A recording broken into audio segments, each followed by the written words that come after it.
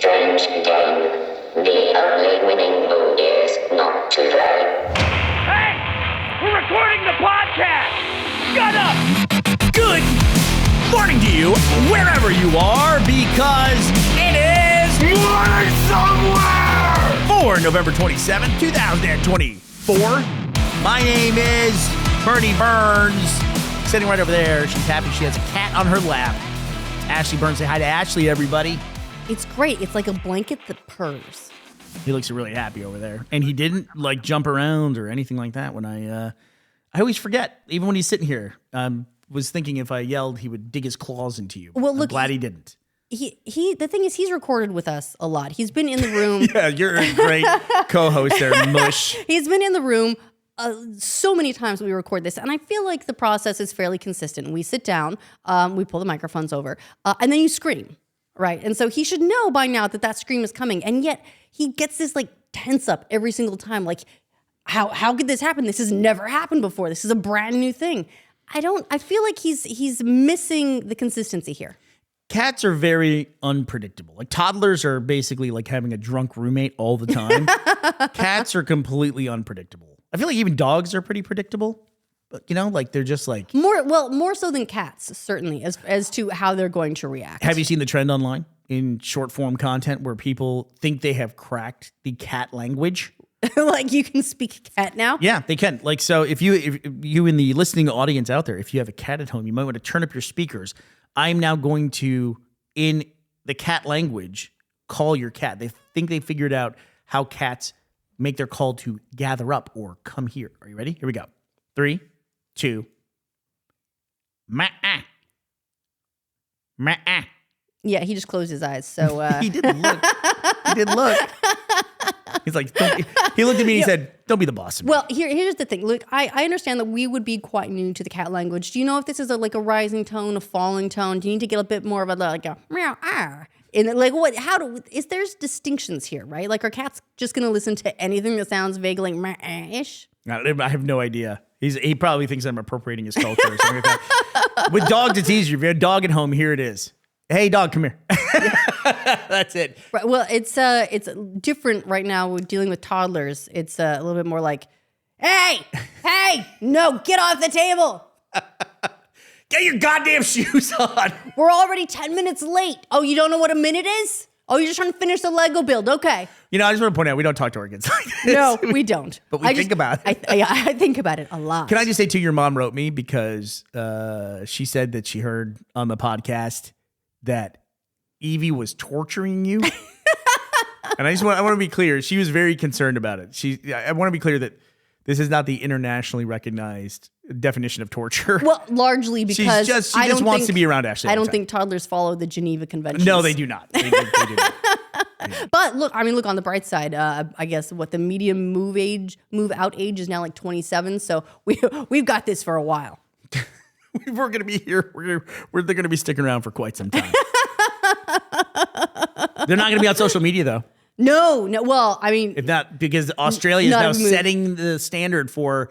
They're moving ahead with this ban on social media for anyone under the age of 16. So we've talked about it before, but Australia is proposing basically a full ban on anyone under 16 being on social media, and that's moving through the government right now. They have, I believe, it passed their House by like 100 and some odd votes to like 13. So this has got an enormous amount of support from the government. But here's what bothers me about it, Bernie. They're hoping to pass the law. Here's what bothers me. It's not in this country too.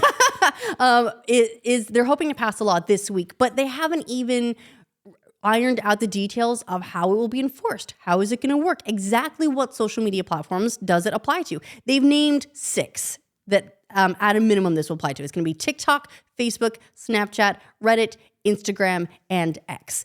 And those are the 6 they've named. But what about like Blue Sky is a new one that's gaining a lot of momentum. What about Blue Sky? What about No Place? Yeah. What about Mastodon? Or was that one Be Real? Or wasn't there one that was audio only, like Captain's Log Notes? It was like Megaphone. Was that it? Megaphone. I don't remember. But there are all these other ones that are popping up, right? And they're not specifically named. Do they count? Will they count if they get enough momentum? What is the difference between a social social media platform and I don't know, some other traditional platform that has social media elements. Is YouTube going to count? I think they've specified that YouTube won't count because probably all of the kids in the country would go like jump in the ocean and swim to New Zealand if they banned YouTube specifically. But like the thing is, it's not nailed down enough. The one thing I can say about YouTube they're is passing this law without figuring it out first. YouTube's at least a little bit easier to tell if something is generated. Like if it's fake in general. I guess that's I true. hesitate to use the term AI, but you get what I'm talking about. Like it's bot driven, a little bit easier to tell on YouTube. A little bit, but it makes me uncomfortable that Australia's moving ahead with this. Not that they want to ban social media for under 16s, because I think they're going in the right place, where I feel like mentally a lot of us at that age would not be prepared for social media. And I don't think it's good for kids' mental health. And so I understand where I don't think it's good for anybody's mental health, but adults are adults. Let them do what they want. Yeah, look, if you can drink, you can tweet. Right. If you can gamble legally, which apparently every podcast in the world is now advertising gambling. What's going on with that? I don't know. It's just we're just okay with it now. It's just okay. Go ahead and gamble. Just a thing. Yeah. But I don't feel like they've figured it out enough where this can actually be enforceable in any meaningful way. Listen, I would go even further and say that I don't think kids should have smartphones, and that would be a massive change. But the only reason why it would continue is because it currently exists. Yeah, kids should probably have phones, where we can have parents can access them and things like that. But people already want these dumber phones. People talk about this like it's an actual movement. You can't even buy these products. It's so hard to find an actual dumb phone that doesn't have access to apps like social media and things like that. And I get it. Like when you hear about that, it sounds like this totalitarian thing, but we don't give kids access to cars because they're dangerous. We don't give them access to drugs. If they're in a country where they can buy guns, they can't buy guns at a certain age. You know what I mean? At least in most places. We know it's bad for them. We know it's bad for us. We're adults. We can make the choice. It's bad for them. It's not good for them. And so we're supposed to protect them. I don't think they should have this stuff. I really don't. I really genuinely don't. Well, then we should move to Australia. Or, you can do it in your own house. I asked JD the other day, I said, how old were you when you first got a cell phone? Because I couldn't remember what age we allowed him to have a phone. And he said he was 14 when he was first allowed to have his own cell phone. Well, he also approaches technology very differently than I think a lot of current teenagers do, where he specifically locks his phone away. He makes sure that he doesn't have any social media installed. So the temptation is, right. I wouldn't say not there, but is that much further removed. I just feel like, and I don't want to undermine your efforts, because we do have an obligation to build and promote this podcast, and social media is a normal part of that. By the way, look behind the curtain. 90% of people that are on social media are there because they're trying to sell you something or promote something. That's what they're on there for. Sure, including us. They're there to build a brand. Even people who don't have anything, they're trying to build their own personal brand and sell themselves to you. Even if it's just composing entertaining tweets. Just know why you're there. You know what I mean? Know you're there. But I went on. Like I said, not to undermine your efforts. You put a thing out that we have a Blue Sky account because that's like the thing everyone's doing now. Yes. Like this social media is terrible. This other one's got to be great, right? Well, I think I say we all. I know what I'm hunting for, and what I'm hunting for is the feeling of old Twitter. Like I want to say early teens Twitter, where I felt like I enjoyed composing tweets and I enjoyed going on there. I didn't go on there and find myself mad all the time. It was fun. And yeah, it was fun to participate in. And I feel like I'm chasing that. And I've signed up for Blue Sky, and we have a Morning Somewhere Blue Sky that's mostly episode alerts, but we're there. And just to see, maybe this one will capture old Twitter, but I just don't know. I don't know where we can get that again. It's crazy to me because I went on Blue Sky and it felt like I went on, it was a no account. It was just like, what does this thing want to show me? And I went to the Discover page is what they call it. And all of the entries, logs, posts on Blue Sky that it wanted to show me about itself was talking about how Twitter is bad, the people on Twitter are bad, and how Blue Sky is great. But that's all it was. It was just it was about itself the whole time. There was no interesting stuff. Remember, I showed it to you. I was scrolling and I said, "Oh, look, finally here's a picture of a cat," which is It was just dumb, but it's like, at least it was kind of something fun. It was all just like this, like back and forth contention. It reminded me of, remember the social media platform Parler that came out? Yes, that was like that. I think was it conservative Reddit that was gonna abandon Reddit for Parler? Is that one, or was that Vote? That was Twitter. Vote was VOAT. That's Reddit. I don't know if that was a political thing back then, but Parler was basically what Twitter is now, and it got banned from all the stores, all the app stores. It was banned. Because I was interested and found out about that social media platform, said I got to see what this is. I installed it. If I take that icon off my desktop, I will not be able to put it back on. Oh, wow. Yeah. And it was weird because I got like a email from them. Now it just seems like they were ahead of the curve, honestly, because now Twitter is that now, and people have abandoned Twitter and moving over to Blue Sky. But Blue Sky is just now is just kind of like the opposite anti-Twitter, which is, I'm not looking for that either. You know what I mean? Yeah, I do hope that it doesn't become quite like that. But I'll give it some time to develop. But I'm not looking for like a contentious place. I just want a fun place. I want a place where we can go and like have a good time, man. You know what I want? I want the roller rink back. I think you're building it. We have these smaller communities now, and it's like as soon as they get to a certain level, it just attracts people in. It's a bigger spotlight, and then people just come in and they just want to like stir the pot or like tear people down and stuff like that. And as soon as it gets to a certain point, like these big platforms, like watch what happens with Blue Sky, man. It's gonna turn into a contentious mess as well. I would argue it probably already is. It's just the kind of contention you agree with if you're on there. Yeah, and if fair you're enough. on Twitter, it's the contention you agree with too. Maybe you're right, and maybe the smaller, more tight-knit communities are the answer. I will say I love That's what the internet used to be. Our subreddit community is great. Our Discord is great. And I like those spaces. And I do find myself when I go in those spaces, I'm not mad. I enjoy myself. Yeah. I'm not mad, just feel bad. Like it's just like it's not no good at all. It's not fun. And it's like it's not just social media either. It's like it's discourse as a whole. Did you see Lindsey Graham, senator for the US, warned the US allies, we will crush your economy if you enforce this arrest warrant that was issued for Netanyahu by the International Criminal Court. Like that's a statement that he made to his allies. That seems fairly aggressive. We will crush your economy. There was a guy in the 50s, the premier of the Soviet Union, his name is Nikita Khrushchev, and he said in a meeting with the West, he said, we don't have to get your permission essentially to exist, and history's on our side. We will bury you. That quote of "we will bury you," like that defined that guy's whole life. And that quote was used for like half a century. People talked about that. Now it's like a Tuesday in a modern discourse. Didn't we have in the 80s, there was a politician who didn't know how to spell potatoes, and that followed him Big deal. for the rest of his political career. Very big deal. Very big deal. Like Now he it's didn't know nothing. there was an E in potatoes. I mean, warning your allies, you're going to crush their economy.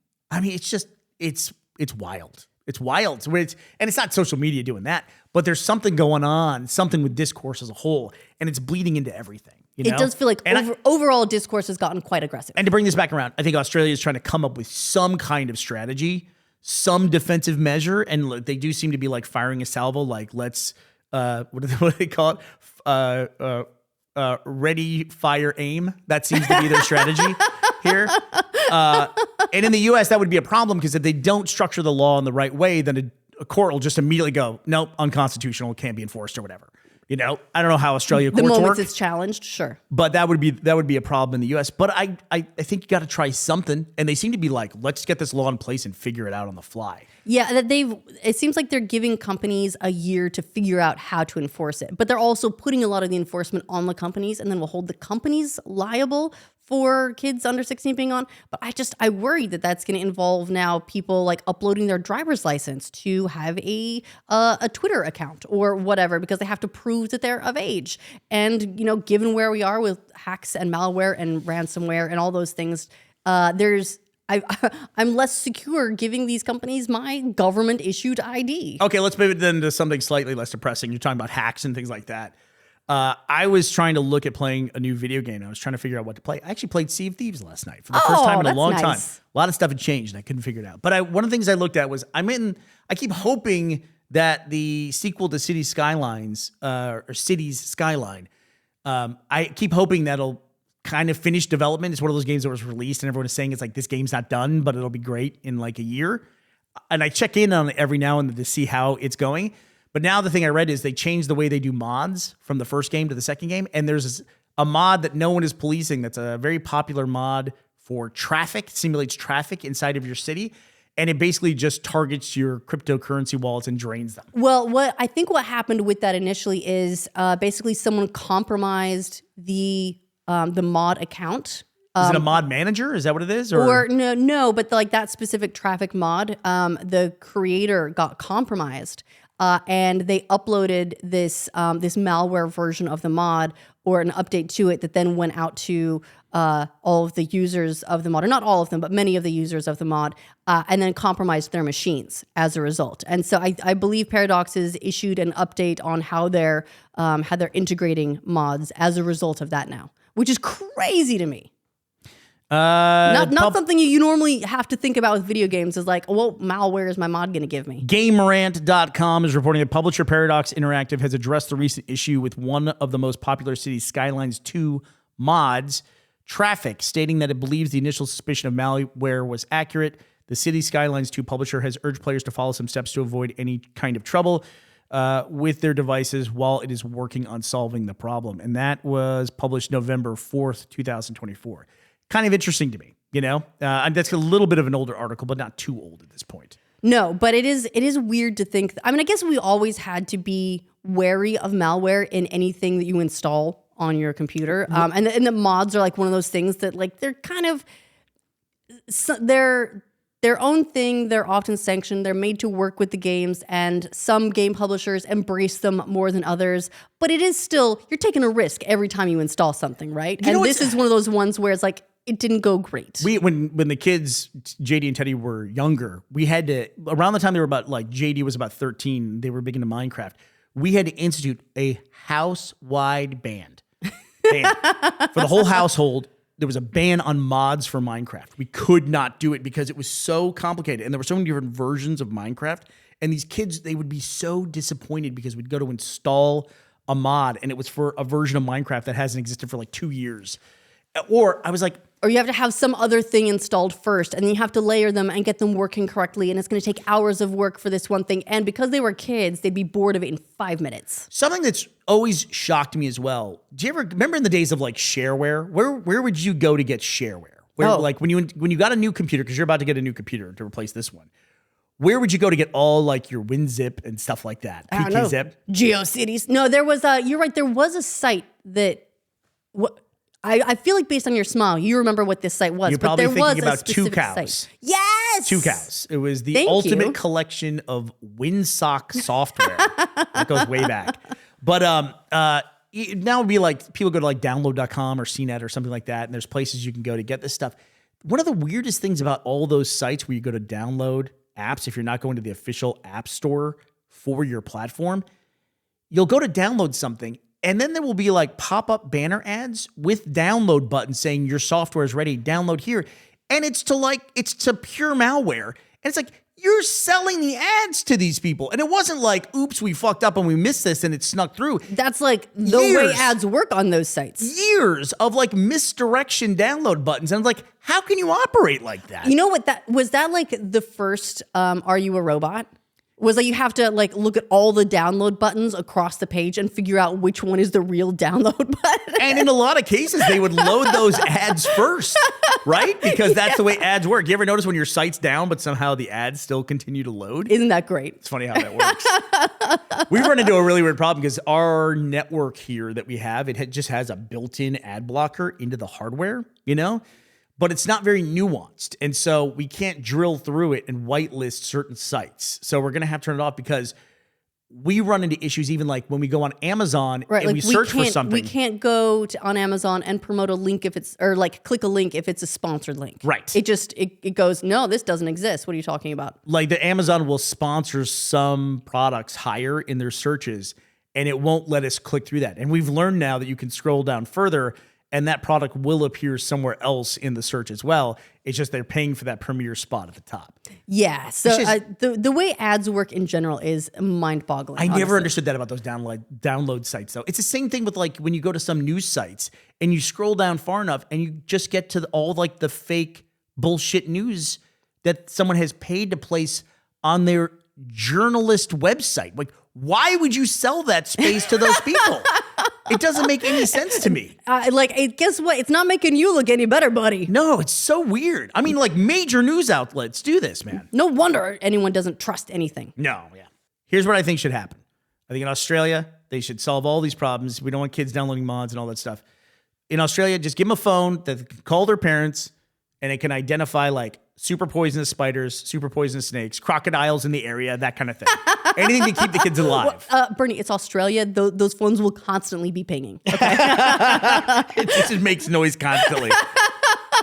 Classrooms are going to be a nightmare. But no, speaking of spiders, Bernie, I have a fun little thing that I've been learning about just in time for Thanksgiving. And it involves... Wait, where are you going with this? Spiders and Thanksgiving. Oh, just wait. Do you know where cranberries come from? You know what? It's weird.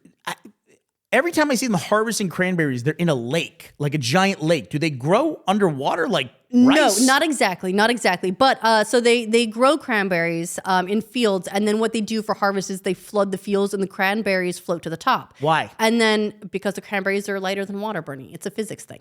I don't accept this. And then they need to explain their actions. And then workers. They put on their waders and they go in and they basically scoop all of the cranberries into these harvesting machines that will then separate out, the stems and everything. But the other thing that they end up separating out a lot, Bernie, is spiders. Oh, because gross. there are certain types of spiders. They call them Why are you bog telling spiders. this story the day before Thanksgiving? Because it's important you know where your food comes from. Where these spiders live in the fields, and then when they flood into this bog, the spiders float on the cranberries. And so the workers... What are you doing? I'm making sure everyone appreciates the cranberry harvesters. Ruining Thanksgiving. There is someone out there right now in a bog scooping up cranberries and fighting off spiders for you, okay? Gross. So that you can have your cranberries in a can I'm tomorrow. going to put so many trigger warnings on the description for this episode. Fire ants do the same thing. Whenever it floods, like fire ants, they all go together like... What was that PlayStation game with you rolled stuff up in a ball? Katamari. Katamari Damacy, right?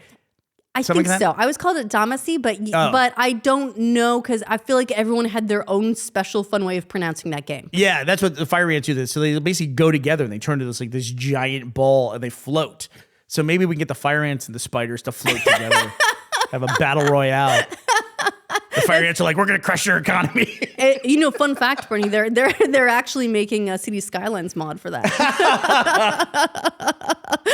It drains your cranberry account as soon as you install it. I don't get the whole floating it thing. I think they're being dramatic, these cranberry farmers, when they do that. I don't think it's a necessary step. Look, I think if you can I think they're looking for attention. Well, look, they're not going to get it if they're under 16. All right, well, Ashley, who are we grossing out the day before Thanksgiving? Okay, well, I want to send a very special apology to Lee, Holly, and Argoff for grossing you out the day before Thanksgiving. But I hope you both have a wonderful Thanksgiving, and thank you for sponsoring this episode of our show at patreon.com/morningsomewhere. And thank you to Parker Lukenbach for today's Morning Somewhere show. That one had commitment. All right. Well, we hope you have a very good Thanksgiving tomorrow. We will be talking all about food tomorrow. So enjoy your spider, your 8 drumsticks that you'll be having tomorrow for Thanksgiving. All right. Well, that does it for us today, November 27th, 2024. We will be back to talk to you tomorrow. We hope you will be here as well. Bye, everybody.